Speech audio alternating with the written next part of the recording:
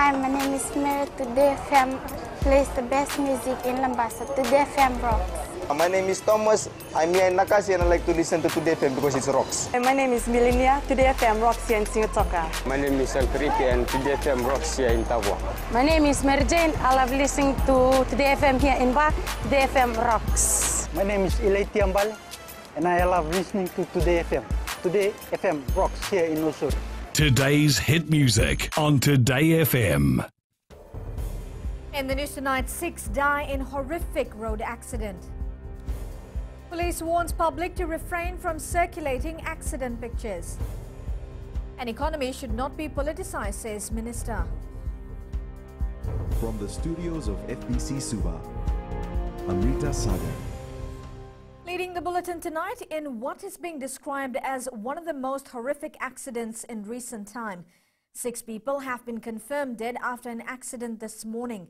The accident occurred in Nambo, Singatoka at around 9 a.m. whereby a van travelling towards Suva hit a truck that was coming from the opposite lane. Ritika Pratap reports.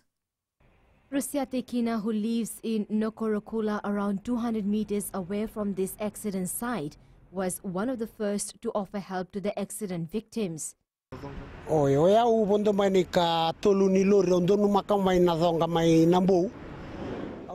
came across the dreadful accident this morning, and when I arrived at the scene, I saw people just pulling out the bodies of the boys, so I got out of the vehicle and helped them.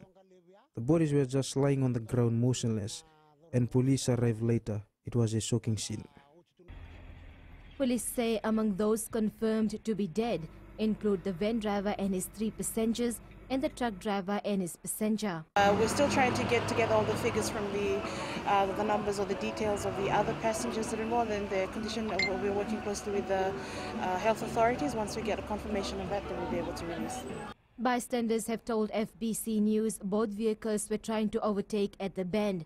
FBC News understands the passengers in the minivan were heading to Suva to watch the Super Deans semi-finals. Yeah, that's the initial information that we've also gathered, that they are supporters of the school from the Western Division that were travelling. Initial information that we have gathered so far is that the driver of the truck, or the truck, allegedly veered onto the opposite lane, resulting in the unfortunate accident. That's still subject to investigations. I think we'll be able to know more a little later on. There is so far no confirmation on whether the minivan was hired, and we also understand the truck belonged to Grace Roads. The death toll for this year now stands at 42. Ritika Pratap, FBC News. Meanwhile, late this afternoon, VT Minibuses Cooperative Limited President Bola Saumaka confirmed to FBC News that the minibus involved in the accident was a hired vehicle. Saumaka says it was not a licensed minivan authorized to operate as a passenger vehicle. The younger sister of one of the victims involved in the gruesome fatal accident in Nambo is still trying to come to terms with what happened.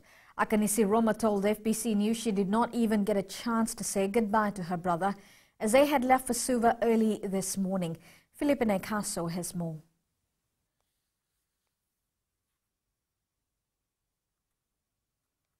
Akanisi never thought yesterday will be the last time she will ever see her elder brother, Sanela Ruitoka. I received a call earlier today that my elder brother and my cousin brother were involved in an accident and that they were taken to the hospital. Just this afternoon, we were informed that they had both passed on. Recalling the days she spent with her brother, Akanisi says she will surely miss him as he was always there for her.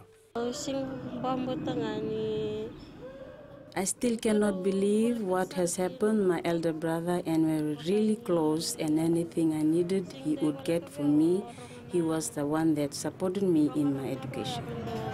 Meanwhile, the wife of Sanela, Vilimaina Tambua, who kindly asked not to be interviewed on camera, says that she could not hold back her tears when she received the tragic news. Vilimaina says that before her husband left in the morning, he was showing too much affection to her and their kids, which was usually not the case when he would go anywhere. 34-year-old Sanela Ruitoka is survived by his wife Vilimaina and 3 children. Philip and Ikaso, FBC News. Meanwhile, Acting Assistant Commissioner of Police Maritino Ngiolevu is warning social media users to stop sharing the videos and photos of the Nambo accident. Witnesses have said that several people were seen taking videos and pictures of the accident this morning. ACP Ngiyolevu says the victims of the horrific accident have families and it is heartless to circulate the photos publicly. He says this practice shows the lack of respect some social media users have for others. ACP Ngiyolevu says police investigation is ongoing and they are in the process of notifying family members of those involved in the accident. He is urging social media users to have some empathy towards the family of the victims. The economy should not be politicized as the government continues to see that it grows in a sustainable manner to improve the lives of all Fijians. This comes after Economy Minister Ayasaid Kayum clarified the minimum wage rate during a roadshow on the new budget in Suva today. Kelly Vidala reports. The minimum wage rate topped discussions at the budget consultation. With respect to National Federation Party and Swadelpa, they would be able to make it $4 or $5 an hour. We haven't had anything from the government of the day. Economy Minister Ayasaid Kayum says salary increment will happen as society grows, but it needs to be done in a manner that's conducive to the economy. You can't pull out figures from the air. And when you look at the increments in minimum wage, you have to look at the impact of it on other categories of employment. Now, assuming that, I think NFP is saying you should put it up to $5. Now, somebody who is now an unskilled person was getting, say, $2.68 an hour, and you put it up to $5, it's almost doubling it. Others also questioned the minister on how they can ensure that workers are properly paid. The government is monitoring that those people who qualify to be paid, they are paid. Because I know of some situations where people are paid $80 per week. As the labour laws are concerned, we've given more resources to the Ministry of Labour to do better monitoring of systems. A lot of, like recently I got a complaint where people who work overtime, more than the 40-hour week. Meanwhile, other issues discussed included the shortage of teachers with degrees, doctors, and even some of the new policies in the new budget. Kelly Batala, FBC News. Still to come, FSC to secure new sugar export market. And huge crowd gathers for Senior Festival Float Parade. Details after the break.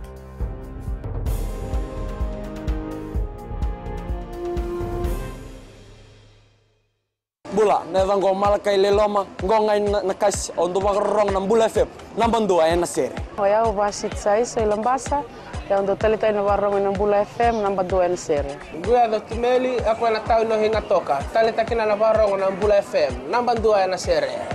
Wana tunga ng Bula FM, namban dua na sere namban. Nevan go fani na tao no go singa toka, kita ondu talita ka ng Bula FM, namban dua na sere. Bula FM, namban dua na sere.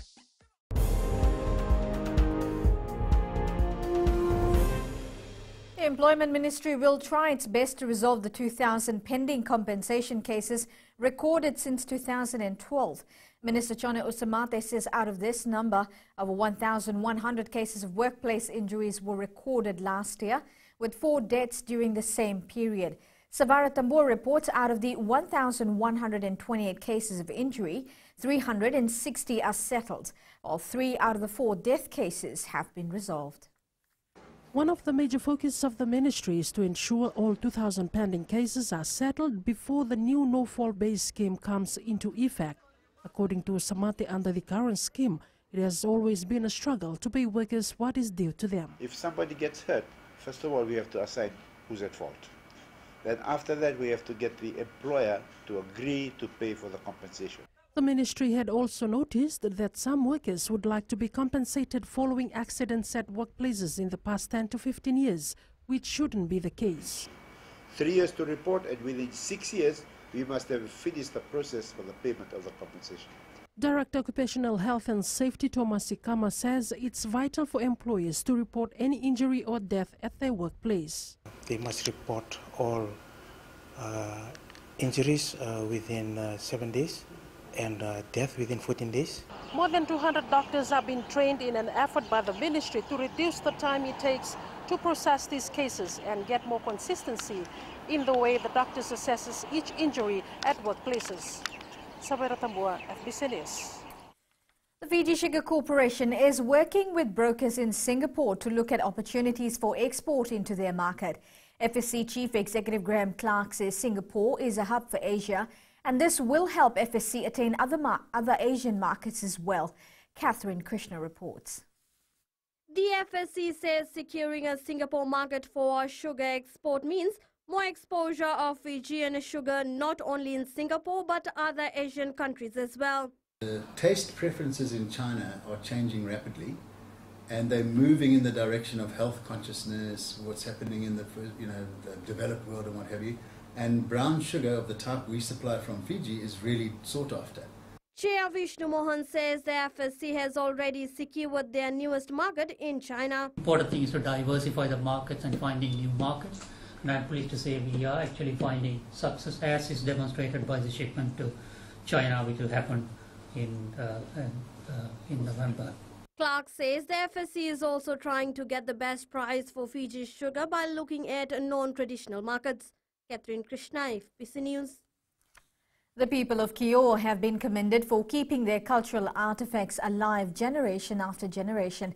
Minister for Women Mereseni Vuniwaga was in Kiowa this week and was impressed with the enthusiasm shown by the women in keeping this tradition alive. Eleanor Turangavu was also in Kiowa and files this report. Handicraft or artifacts are a reflection of our culture, past and present, and said to say many places in Fiji have lost the knowledge of making these artifacts. I've been to many parts of Fiji in my stint as Minister for Women, and in some parts of Fiji they lament that they've lost the cultural handicraft that they used to have. Minister for Women Mereseni Vuniwaga visited Kiowa Island on Wednesday upon the invitation of the Women's Association so she can see for herself how the women live. She was impressed. The people of Kiowa are originally from Tuvalu and moved here between the 1940s and 1980s. While they depend on the sea, the women are skilled weavers, their handicraft earning them the much-needed income to sustain their livelihood. I would like to thank the women with all their great achievement, and I'm looking forward for more, that they would continue to revive what belongs to us. It should be revived and it should be maintained to proceed on, and then we pass it on to the next generation. Kiowa, with its 80 households, are governed by the Island Council, who see to it that the culture and tradition are maintained and they determine the day-to-day operation on the island. Eleanor Turangavu, FBC News. The people of Nasinu and surrounding areas made use of the good weather and turned up in numbers to witness the Vodafone Millennium Sinu Festival Float Parade. The colourful floats depicted the festival theme, "Don't Waste the Future of Our Children." Savaratambua reports. The float procession began from the Will Harvest Centre in Kinoe, Nasinu and ended up at the Valley Level grounds just after midday.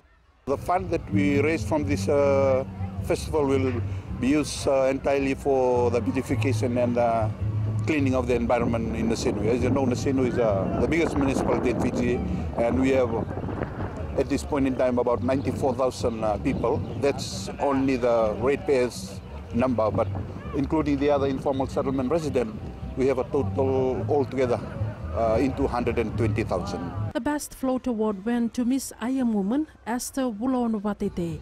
Meanwhile, Miss Nasinu Town Council Kalara Momoindonu has been crowned Miss Charity after collecting $3,500. She also scooped the Miss People's Choice, Best Sulu Chamba and Miss National Tourism titles. Didn't expect anything as much as this, 4 sashes. I don't think anyone would have expected to get 4 sashes, but I'm so thankful. Thank you so much. The Millennium Vodafone Sinu Festival Queen will be crowned tonight. Sabira Tambua, FBC News. Up ahead in sports, Naita Siri beats Nanrunga in Fair Brother Challenge. And RKS to meet Zuvu College in Under-18 final. This and more coming up.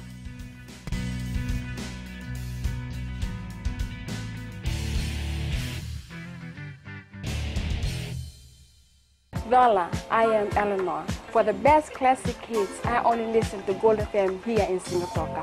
Gold FM, only the classic hits.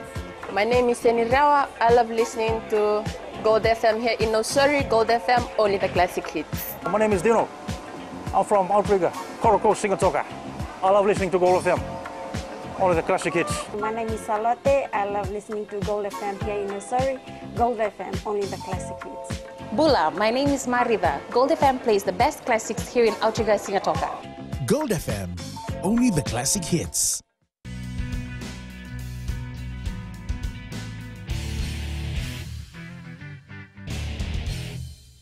The Nathan Siri rugby side defeated Nandrunga 26 points to 17 in the HFC Bank Fairbrother Trophy Challenge at Nosuri's Ratuzakambal Park this afternoon. Both the teams scored 3 tries each, but 2 successful penalties from the Highlanders saved them.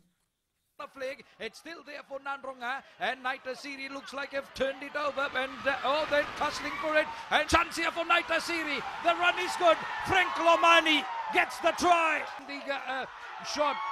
Lomani takes it all. The ball comes in field. The try is there. It's on the Naita Siri side. Frank Lomani. He plays soccer with it, runs for it. Lomani with the kick. It's Nakalevu that picks it up, and he will put it down. Nadangi Levu gets the pass away, and finally it goes on to Sailosi Rambo. Talevu rugby team will be the last challenger of the HFC Bank Fairbrother Trophy after winning the Bainimarama Shield last night. Talevu defeating champions Northland 11 points to 7 at Ratuzakambal Park in Nosori. Melitavanga reports.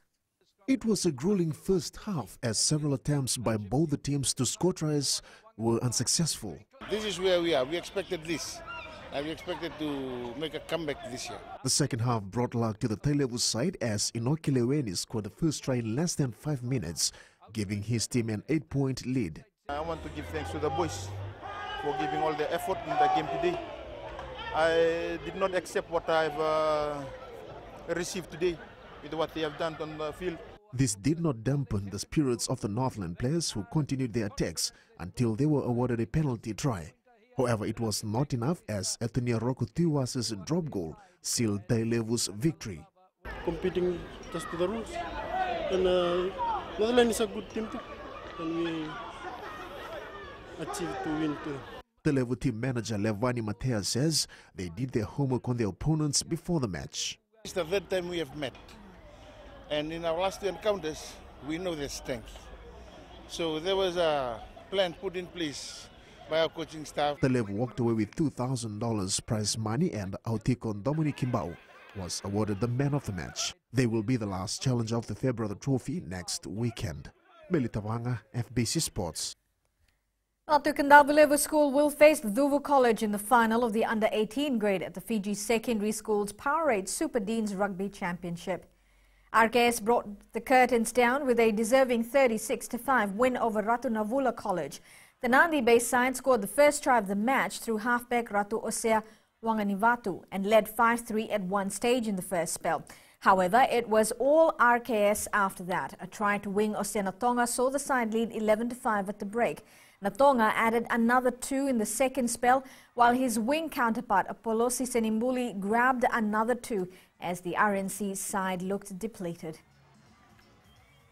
And Duvu College has also booked its place in the Under-18 Powerade Super Deans competition that will be played next Saturday. The Westerners beat Maris Brothers High School 12 points to 10 in the first semi-final at Suva's ANZ Stadium this afternoon. Nadani Bonganisoko put the team in the lead, scoring the first try. Maris fly half Rusiate Balaitamavua then replied to equal their score margin 5-all at half-time. Balaitamavua added a double in the second half to extend their lead 10 points to 5. Chokini Drenimolea scored the final try with a successful conversion to secure their victory. I believe this is a historical moment for not only Dubu, but for the whole province of Nandrunga and Nagosa. We started in 2015 and I think the fruits are bearing now. Meanwhile, RKS will meet QVS in the Under-14 Powerade Super Deans final next week. This after RKS defeated Lenil Memorial School 19 points to 8. QVS then hammered Suva Grammar School 43 points to 6. And in the Under-15 grade, LMS beat QVS 25 points to 16, while RKS beat Maris 25 points to 7. QVS booked their spot in the Under-16 final as well after beating SGS 17 to 15, while RKS beat Natambua 19 points to 5. In the Under-17 category, LMS beat Ratu Navula 17 to 15, while QVS won against Maris 25 to 21. In the Under-19 category, Lelin beat Nasinu 12 points to 6, while RKS beat John Wesley 22 points to 3. Vijay Singh couldn't have asked for better conditions as they attempted to move closer to leader Ben Campbell after day 2 of the competition yesterday. The three-time champion faced a nervous wait yesterday afternoon, but his even part 72 was enough to see him make the cut in round 3 at the Natandola Bay Golf Course. Melita Vanga has more. Vijay Singh carded 3 bogeys in his final 10 holes to keep his dream alive. I'm happy with the way I played. Very disappointed with the little putt I missed on the last hole, but hopefully 4 over is going to be good enough. If it's not, then so be it. Singh says the weather conditions weren't in his favor. The wind changed direction. I've never played this wind, so it was kind of totally different. New Zealand and points leader Ben Campbell says the breeze was far friendlier, which also caught him off guard. Controlled the ball really well yesterday, yeah, especially in some of that wind, but I think it helped. You know, I grew up playing a lot of golf around Wellington and things like that, so, you know, keeping the ball low around there was what you had to do, so it just kind of comes pretty naturally, really. The competition ends tomorrow. Melita Vanga, FBC Sports. The Crusaders are on red alert over one of the Lions' greatest strings, the line-out drive, before tonight's final in Christchurch. Even the mighty Red and Black Pack will wary of their opposition's power up front, this report. The Rabbitohs showed why they are among the NRL Premiership contenders by beating the Storm 30-20 in round 21. The Storms came out firing in the first half, where they led 16-12. Meanwhile, in another match, West Tigers celebrated a 25-16 victory on the road against the Knights.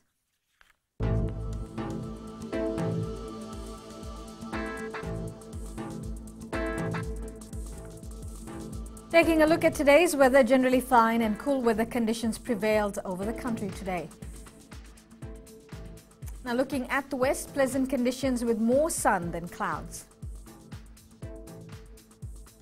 Eastwards from Pacific Harbour to Suva, fine weather prevailed. It will be a cool night.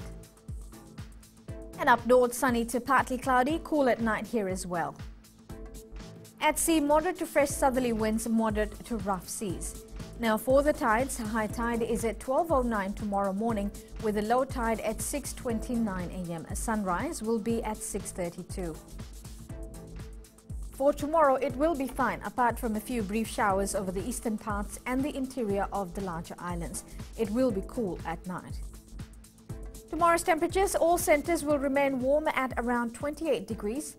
And we'll take a look at our further outlook. Cloudy periods with brief showers about the eastern parts and interior of the larger islands. It should be fine elsewhere. Recapping the main stories, 6 die in horrific road accident.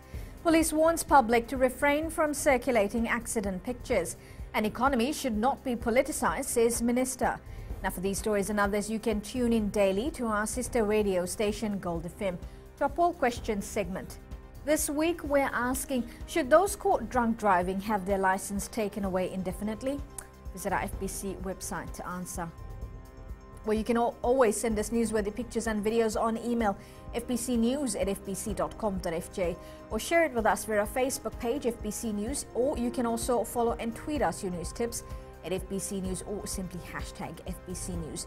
And that was your FBC News for tonight. Until next time, good night.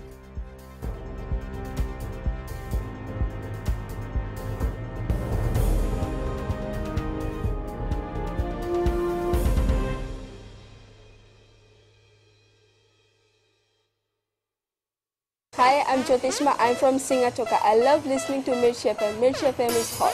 Mirchi FM is #1. I'm Charlene Robert. Mirchi FM rocks in Lambasa. I'm Soname Nasori Jackson. Mirchi FM is hot. My name is Raymond Dutt. I'm in Baba Singh Alliance. Mirchi FM is hot in Lambasa. I'm Pritika from Jax Nasori. I love listening to Mirchi FM here in Nasori. Mirchi FM is hot. Mirchi FM, it's hot.